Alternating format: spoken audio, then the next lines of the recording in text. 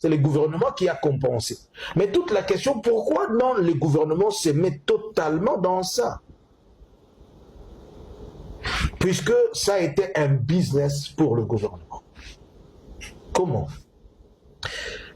On parle de plusieurs milliers des influenceurs qui sont de Kinshasa.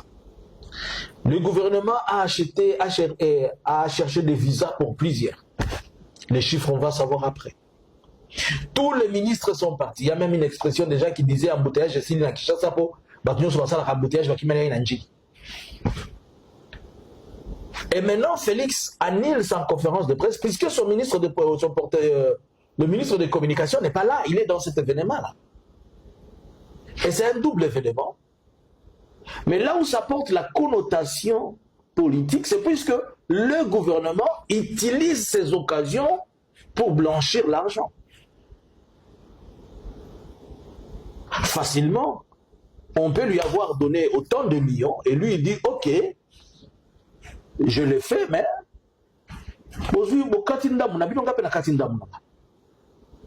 c'est ce qui explique la présence de tous ces ministres, puisque Didier Boudimou ne se déplace pas si ce n'est pas l'argent. Dis-moi, qu'est-ce que Mouyaya a à voir avec le concert de Fali?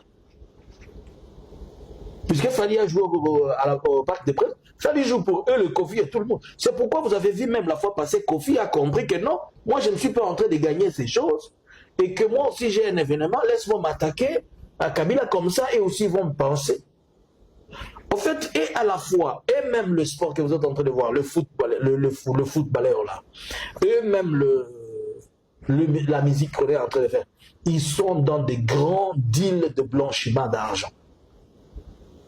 Et je crains que dans les jours à venir, on risquerait de faire porter les chapeaux à Fali à toutes ces choses. Excusez. D'abord, il faut se rappeler que Nyakeru a toujours utilisé Fali quand il s'agit de son instrument de blanchiment d'argent aussi. Nous sommes devant un vaste réseau de gens qui sont en train de piller les pays en utilisant ces gens comme étant des lapins. Je ne suis pas dans vos histoires musicales.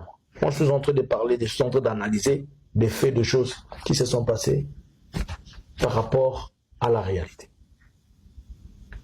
En vrai dire, posez-vous la question pourquoi la grande pompe de Kinshasa est venue. Ils sont venus avec les chéris, copines, maîtresses, tous les influenceurs de Kinshasa sont venus.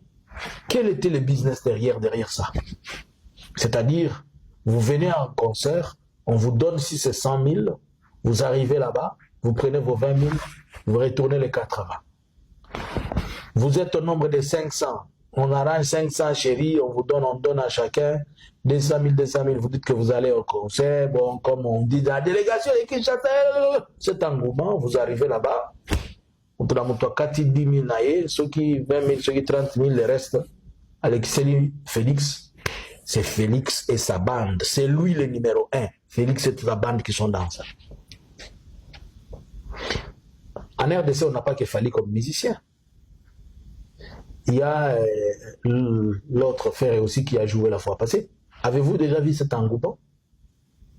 Et il ne faut pas oublier, il y a un lien spirituel.